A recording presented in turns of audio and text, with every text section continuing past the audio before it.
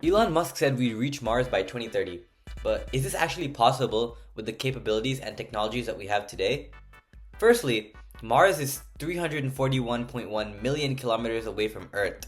So let's break down the physics of getting to Mars and compare it with the engineering of today.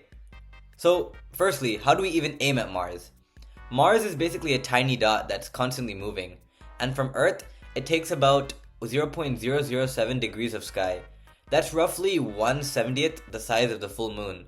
And if we launched a rocket and our aim was off by even that tiny amount, we'd miss Mars by over 40,000 kilometers.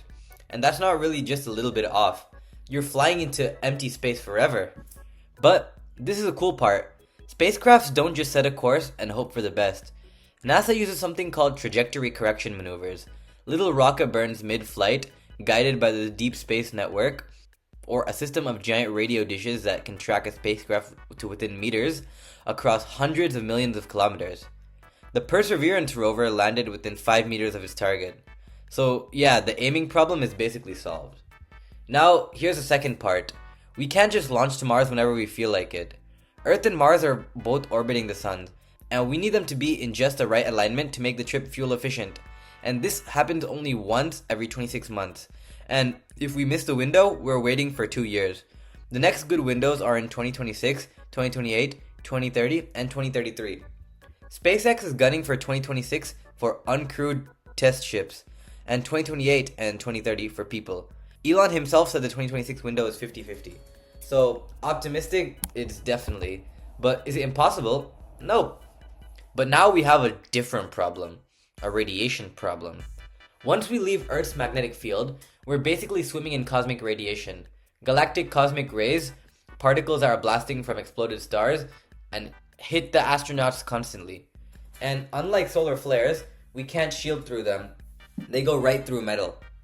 A standard 9-month trip to Mars exposes astronauts to around 0.66 sieverts of radiation round trip. NASA's career limit is 1 sievert total, so a single Mars mission nearly maxes out an astronaut for life. But there's actually a sneaky solution to go faster. Recent research shows Starship, with orbital refueling, could potentially do the trip in 90 days instead of 9 months, which cuts radiation exposure nearly in half, keeping astronauts within safe limits. These fast rockets are medically necessary. Now part 4, the landing problem. We survived the trip all the way to Mars. Now we have to land a vehicle the size of a 20-story building on a planet with an atmosphere that's only 1% as thick as Earth. This is called the 7 minutes of terror, the entry, descent, and landing phase, where the spacecraft is going from 20,000 kilometers an hour to zero completely on its own, because a signal delay from Earth means ground control can't help in real time. For a small rover, it's doable, but really hard. We've done it around 7 times. For a crewed Starship that's 100 times heavier, that's never been attempted. It requires a giant heat shield, supersonic retropropulsion, and a powered landing, all working perfectly. First time on another planet. And this is genuinely the hardest unsolved part of the whole mission. So, 2030. Can it actually happen? Here's where the experts land. We've solved the navigation, planned the launch windows, and managed the radiation. But landing a crewed Starship has never been done. Life support for 3 years is still in development, and in-orbit refueling has not yet been demonstrated. Most aerospace experts say 2031 to 2033 is more realistic for a crewed landing, and that's assuming that everything goes right. Musk has actually pushed his own timeline back. As of early 2026, SpaceX shifted focus to lunar missions first, delaying Mars ambitions by another 5 to 7 years. But you know what? Even wrong by 5 years is still extraordinary.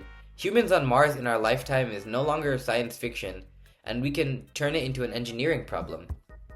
So next time someone says we're going to Mars by 2030, we know exactly which parts are bold, brilliant, and which parts are still very much a work in progress.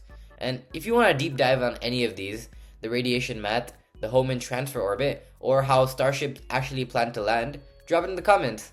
If you guys enjoyed this video, make sure to like and subscribe. Be curious like a child, the world needs more of it. Bye!